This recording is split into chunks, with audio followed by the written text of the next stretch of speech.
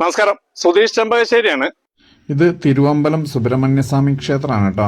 ഇത് പാലക്കാട് ജില്ലയിൽ പാലക്കാട് ചെർപ്പളശ്ശേരി റൂട്ടിൽ കടമ്പഴിപ്പുറം ടൗണിൽ നിന്നും ഒരു 6 കിലോമീറ്റർ ദൂരം യാത്ര ചെയ്ത ഈ ക്ഷേത്രത്തിലെത്താം. അതുപോലെ തന്നെ മണ്ണാർക്കാട് ഒറ്റപ്പാലം റൂട്ടിൽ കടമ്പൂർ എന്ന് പറഞ്ഞ സ്ഥലത്ത് നിന്നും ഒരു 4 കിലോമീറ്റർ ദൂരം യാത്ര ചെയ്താലും ഈ ക്ഷേത്രത്തിൽ എത്തിച്ചേരാം. മനോഹരമായ പാടത്തിന് നടുവിൽ സ്ഥിതി ചെയ്യുന്ന ഒരു അതിമനോഹരമായിട്ടുള്ളൊരു ദൃശ്യവിസ്മയം തന്നെയാണ് ഈ ക്ഷേത്രം.